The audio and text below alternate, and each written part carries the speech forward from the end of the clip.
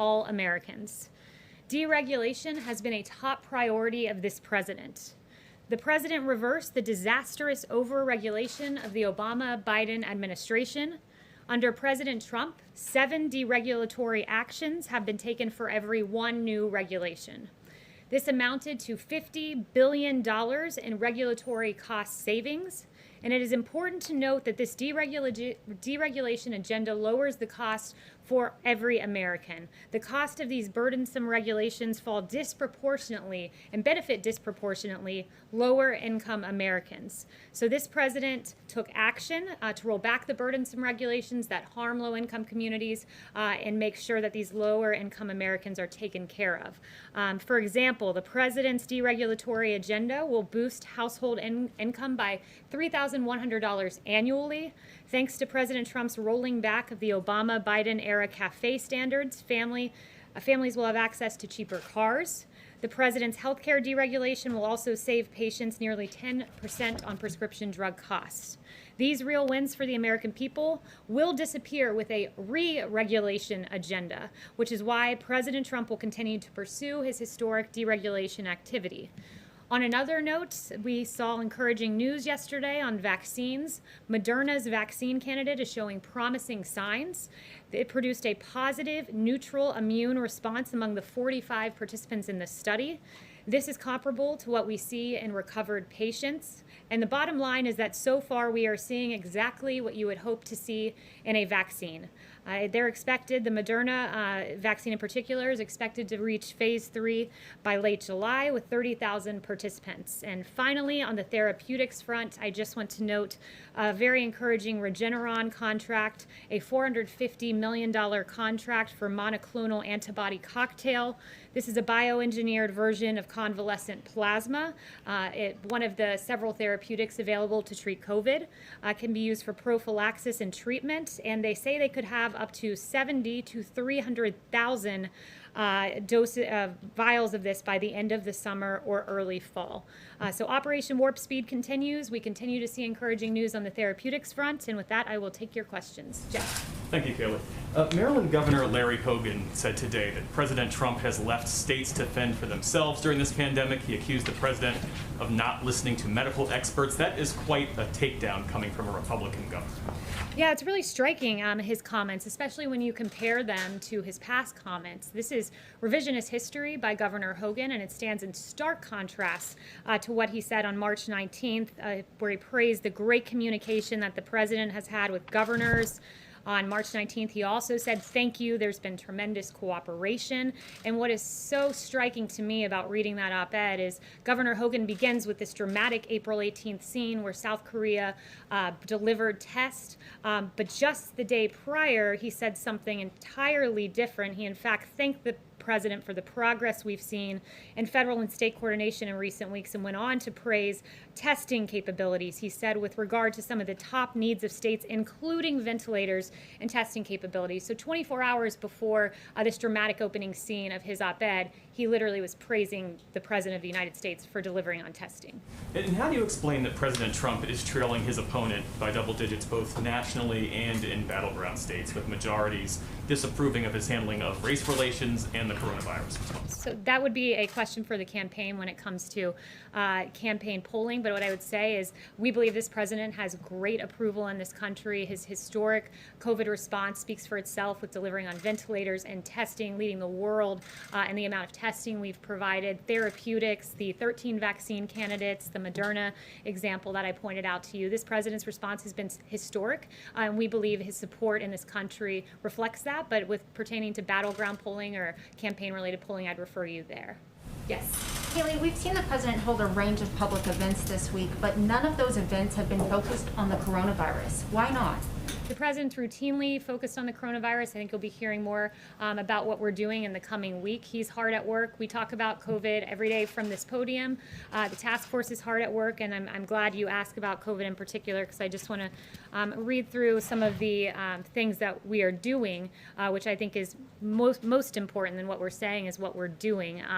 And the White House has engaged in travel, Dr. Birx, to Louisiana, Mississippi, Alabama, Georgia, and South Carolina. I spoke with Dr. Birx this morning. She's in Georgia today. heading to South Carolina tomorrow. HHS has deployed 19 teams across the country. We identify not where we see embers, but pre that. We identify where we might see an emergence, and we send teams there to address it in advance. So we're proactive. Dr. Birx routinely sends real-time data to governors. She gives them governors' reports on remdesivir. We've surged it to Texas, Florida, California, Arizona. 65,000 vials went to these 4 states, and we're also surging testing sites. So we're doing stuff each and every day. But Kayleigh, surely you would agree this is the biggest challenge facing the public right now. Why aren't we seeing it as the president's biggest public priority? The president's focusing on a lot. Look, the president just yesterday held a big press conference, if you will, or an avail in the Oval Office about MS-13. COVID is something that we're focused on. It is a top priority of this administration. It's why the task force meets. It's why I mentioned to you we're taking all those steps. But there are other things the president has to focus on, namely Democrat cities not controlling their streets, namely the mayor of Chicago, people dying on the streets of her city every weekend, and the president sent her a letter saying you must secure your city. The president's involved in Operation Legend in honor of Legend Taliaferro, a young man who lost his life, sending federal assistance to St. Louis, a city that has asked for our help, and he's shown up. The president's focused on MS-13, who tragically maimed and killed those 2 young little girls, and he's held their killer accountable, the leader of that ring. So the president's focused on COVID. It's a top priority. He's focused on the violence in the streets. He's doing a lot of things at once, and that's the great thing about the Trump administration. Quickly, when's the last time he attended a task force briefing? The president is briefed on coronavirus each and every day. Yes, Darlene. Thank you. Does the White House agree that it's not helpful for people to wait 7 days or longer to get the results of their coronavirus tests? And is the White House going to do anything to try to shorten those wait times so that people can get their results sooner? So we've done more than any country in the world on testing. There's no doubt about that. 42 million tests. The country with the next highest number is India at 12 million. There are various different types of tests in this country. Some take longer to process than others, but we have surged testing to the states. We encourage them to use it to their best ability and to process those tests as quickly as possible. Yes, Okay, Joe. thank you. To follow up on that, it's not just about the quantity of testing, it's about the quality of testing. So is the administration doing anything specifically to make all the tests out there return quicker results? Because, you know, a lot of health experts are worried that when people have to wait 7 days or longer, they're out here spreading the disease unknowingly. So as I noted, there are several different types of tests. There's the Abbott rapid response test. There are other tests that take longer. Dr. Birx and Admiral Joie are constantly out there advising on testing and how to process these tests. Ultimately, we can give the states the supplies, but they've got to use them in the best way possible to get results as quickly as possible. But rest assured, our team's fully engaged, from Admiral Joie to Dr. Birx and others. And Admiral Joie shared with me, we have 552 sites testing in America in 48 states and the District of Columbia. 65% of these sites are located in counties with moderate to high social vulnerability, and 201 additional sites will be going live this week, and that's on top of the 1,300 federally qualified health centers that are out there testing as well, and the commercial testing sites at CBS. I have another question. Kayleigh, in an interview with CBS News, President Trump said more white people are killed as an answer to why black people are still being killed by police officers. But by population percentages, black people are about 3 times more likely than white people to die in a police encounter. If the president won't even acknowledge that, how can he fix the problem? The president has routinely acknowledged and expressed the absolute atrocity of the case of George Floyd, and his heart goes out to that family still.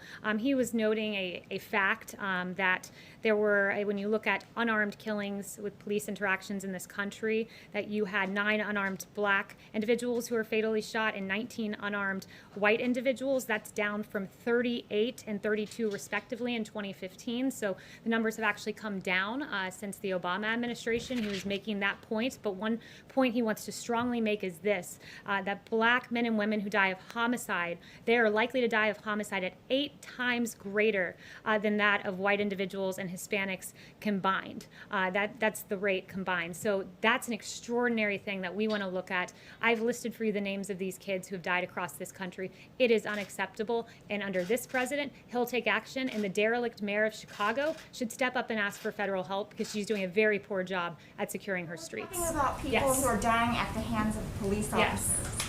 Is the president considering travel bans for members of the Communist Party to enter the U.S.? And is he concerned about escalation of tensions with China? So I have no announcements on that front, but rest assured we keep every option on the table with regard to China. Has he ruled out any options at all? He's not ruled out any options with regard to China. Yes. Jeff. Thanks, Kayleigh. Does the White House have a reaction to the hacking of Twitter last night? And do you have any broader concerns, or does the president have any broader concerns about using that platform to issue not only his own opinions, but official policy pronouncements, given its apparent vulnerability to hacking? Yeah, so I spoke with Dan Scavino before coming out here. My team did, and Dan has been, and his team in digital have been in constant contact with Twitter over the last 18 hours to keep Twitter secure, the president's Twitter feed. The president will remain on Twitter, but his account was secure and not jeopardized during these attacks. Okay, and just one follow-up to Luigi's question. I guess I didn't follow the data that you were just referring to. Are you saying that the president did have data to back up his claim that more white people are killed by police officers than black people? Yeah, and I've already read out that data to you. I don't think we Yes. followed it. I've already read out that data to you, and you can go fact check on the Washington Post. Yes. Kayleigh, two quick questions. First, Congressman Steve Watkins of Kansas has been charged with 3 felonies in a voter fraud case. Obviously, the president campaigned with him in 2018, and he's repeatedly expressed concern with voter fraud. So, does he have a reaction to that? That's the first I'm hearing of that. I haven't spoken to the president of it. He does have very real concerns about voter fraud, and he's mentioned several of those. And there's yet more information that there is rampant voter fraud when you have mass mail-in voting. In 2016, as the president has noted, about 1% of absentee ballots nationwide were thrown out, and it could be much higher this year as many people vote by mail for the first time. That's one of the flaws with mass mail-in voting. But beyond that, we've seen a number of reports out of New Jersey that found a U.S. Postal Service vehicle that may have been carrying mail-in ballots that was caught on fire, this truck.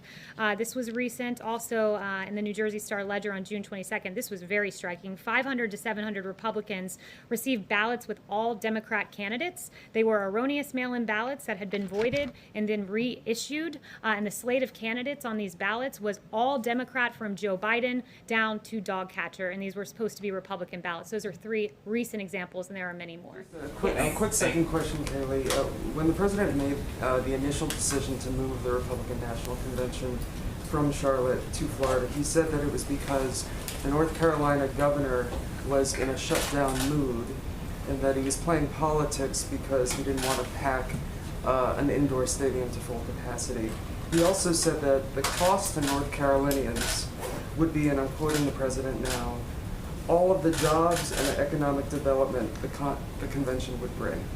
So all of that money, all of that time, all of that cost to jobs and economic development to North Carolinians for the same result, right? Because they're shrinking the convention in Florida. What does the president have to say to North Carolinians? The president loves the people of North Carolina. They're well aware of that. The president wanted to be able to hold his convention, which is why it was moved to Jacksonville. And for anything further, I'd refer you to the RNC. Yes. Thank you, Kayleigh. The president has talked about an executive order on immigration coming soon. He's also talked about protections for DACA recipients. It's been unclear, though, whether those protections, the path to citizenship that the president talked about, will be included in the executive order. So I was hoping you could clarify. Will the path to citizenship protections for DACA be part of the executive order? So what I would say is this, as the president announced, he's working on an executive order to establish a merit-based immigration system. That will be the intent of the executive order. But the president has long said that he would look for a legislative solution on DACA, and he would work with Congress to pursue that legislative solution, and one that could include citizenship, along with other strong border security and permanent merit-based reforms. So that is something he would work with Congress on. Yeah, and the executive order would pertain to the merit-based portion of that. A second question on the schools. The vice president talked about some of the new guidelines or new pages of documents for CDC coming out this week. Is that still the plan? Are those going to come out this week? Is there any chance that this is being rethought at this time? So those are CDC guidelines you're referencing, so I'll leave it to CDC as to when those guidelines come out. But we really would like to see schools open. As has been clear, we don't think our children should be locked up at home with devastating consequences when it's perfectly safe for them to go to school, as emphasized by many medical experts. So the president is very keen on seeing schools reopen. It's the only thing that's fair to America's children. Yes. Thanks, Kayleigh. Two quick questions for you. On Wednesday, the CDC director said, quote, "If all of us would put on a face covering now for the next 4 weeks, 6 weeks, I think we could drive this epidemic into the ground." Admiral Giroir has made similar comments. The CDC director called it our, quote, "major defense." I'm wondering if the president would consider at any point a nationwide mask mandate. Well, the president has said that he would wear a mask if he was in a place where he couldn't be appropriately social distanced. He did wear a mask this weekend when he visited the hospital. So he has shown that he'll wear a mask, and not only that, that he would wear one if he wasn't socially distanced, as evidenced by his own actions. We leave it to localities to make the decisions with regard to face coverings, and the CDC guidelines remain the same today, recommended but not required. And a quick second question for you. You were saying earlier that the president is very concerned about local officials who are not taking actions about deaths in their cities. You also said he was appalled by what happened to George Floyd. In March, a 26-year-old black woman named Breonna Taylor was killed while sleeping in her home. The 3 officers involved in that case in Kentucky have not been arrested or fired. Is the president monitoring that case at all, and does he want to see justice for Breonna Taylor? Yeah, I won't weigh into that other than to say I'd refer you to the DOJ, who takes federal action where necessary, where the facts merit, but our hearts grieve for Breonna Taylor's family. Thank you. Thank you. Another question on China. President Trump is the only U.S. president to have stood strong against China, which is of great comfort to countries like India and his other allies in the Asian neighborhood. Does he has a message to China on this? And has he spoken to China, other countries, how to collaborate against China? Thank you, Lalit. I did see your question earlier, and I brought it to the president, and he said, "I love the people of India, and I love the people of China, and I want to do everything possible to keep the peace for the people." Thank you. Yes, a question that flows from 2 events that we saw recently that we wouldn't have seen at previous White Houses. The first was the campaign meeting in the cabinet room last month, and then the political speech in the Rose Garden this week. Can you talk about your understanding of what the White House policy is for this White House as far as politics? Is there any place in the White House where you think politics is inappropriate? I mean, where do you draw the line? We act in accordance with the Hatch Act. It's well established that the president and vice president are not subject to the Hatch Act. It says this much in the Hatch Act. It says that the Hatch Act applies to executive branch employees, which is defined in the Hatch Act as employee, meaning any individual other than the president and the vice president. So his That's speech not in my the Rose question. The Garden Hatch was Act has entirely nothing to do with- appropriate. The Hatch Act has nothing to do with this, though. What? It has everything to do with this. Go read the Hatch Act. That's what you're alleging is problematic Well, no, for I'm the just president. stating But no- what your real problem was the fact that the president gave a very good, powerful speech from the Rose Garden. Owen. Well, you talked about it earlier with school districts, but we're seeing more school districts, at least in Virginia, for example, last night, deciding to go online only. What does the president say to parents out there who are now going, okay, what do I do with my kids? Yeah, the president has said unmistakably that he wants schools to open, and I was just in the Oval talking to him about that. And when he says open, he means open and full, kids being able to attend each and every day at their school. The science should not stand in the way of this. And as Dr. Scott Atlas said, I thought this was a good quote. Of course we can do it. Everyone else in the Western world, our peer nations, are doing it. We are the outlier here. The science is very clear on this. That, for instance, you look at the JAMA pediatric study of 46 pediatric hospitals in North America that said the risk of critical illness from COVID is far less for children than that of seasonal flu. The science is on our side here, and we encourage for localities and states to just simply follow the science, open our schools. It's very damaging to our children. There's a lack of reporting of abuse. There's mental depressions that are not addressed, suicidal ideations that are not addressed when students are not in school. Our schools are extremely important. They're essential, and they must reopen. Yes. Thanks, Kayleigh. The U.S., Canada, and the U.K. today accused Russia of trying to hack coronavirus research. vaccine research. I was wondering if the president has a response to Russia to that. Yes, so the one thing I would say about that, and it was announced earlier today, is that we worked very closely with our allies to ensure that we would take measures to keep that information safe, and we continue to do so, and we're aware of those activities. Yes, Chanel.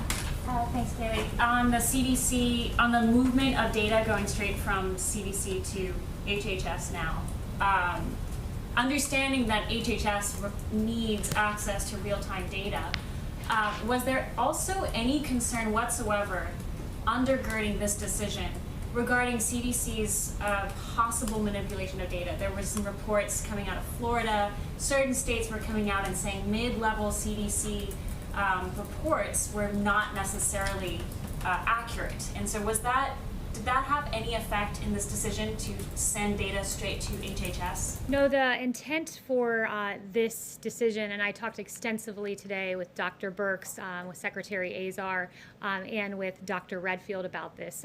The intent of this is we need to make sure that there is daily data that is being given to Dr. Birx and others who are running point on a lot of our actions with remdesivir and identifying hotspots. And I would point out, and I just want to explain this because I think there's been some confusion in the press, that there are two methods of data collection. The one is the National Healthcare Safety Network, and this is a CDC system, and this is where hospitals voluntarily report their data, and about 81% of hospitals were reporting their data. So we don't need 81% of hospitals reporting data. We need 100% of hospitals reporting data because it is critical that Dr. Birx and others receive the daily admissions, ICU use, and PPE numbers. And when you're only getting 81% of hospital data, that means you've got 19% of hospitals that were unaware of their needs. So what happened is we also have a second method of tracking this data, and it's the Teletrac Er Database, and this is an HHS system. And this was initially used for purposes of provider relief funding, and we asked hospitals to tell us about their COVID admissions so that we could identify possible hotspots. And as it turns out, this data ended up being more complete, more up to date with information. And so ensuring that hospitals are reporting into this system where we're getting more complete data was the reason that HHS has had this transition where they've asked hospitals to transition reporting to the Teletracker system. It's important, especially with remdesivir distribution, that we know exactly where the needs are so we can surge them. So this Still have access to this data. Yes, that's right. So I did confirm that with Dr. Redfield, that this is completely open source data available to the CDC. Secretary Azar says we insist that they use it, and no one, and Dr. Redfield confirmed this, no one is taking access or data away from the CDC, and that data is routinely published so that the American people are fully informed. Yes? So I wanted to follow on that briefly. There's been some complaints, particularly among independent modelers who are using the CDC data that was updated daily to sort of put out their public models, some of which the White House has relied on, that now those dashboards have been taken down. So I'm wondering if the administration would sort of commit to making the broader database a bit more available to the public. The CDC database is the public data that's been out there. It'll continue to be public. It should be public. And this is all about getting more data out there, not less data, and ensuring in particular that our doctors get that daily data. And one thing that I'd also like to point out for everyone is just with regard to testing, we've done more than 42 million tests, as I noted. The second highest number is 12 million from India. We're leading the world in testing. It's a very stark contrast, and the president mentioned this yesterday, so I just wanted to put some additional information out there. It was actually CBS reporting that in 2009, under Obama-Biden, quote, and this is CBS reporting, CDC abruptly advised states to stop testing for H1N1 flu and stop counting individual cases. So while this president surged testing under the Obama administration, they stopped testing entirely. And Ron Klain, Vice President Biden's former chief of staff, said this: "It is purely a fortuity that H1N1 isn't one of the great mass casualty events in American history. It had nothing to do with us doing anything right." This is former VP Biden's chief of staff. It just had to do with luck.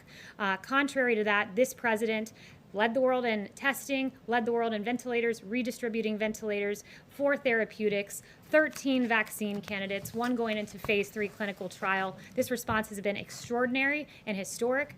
We didn't pause testing, the Obama-Biden administration did, and that was a shameful decision. Thank you.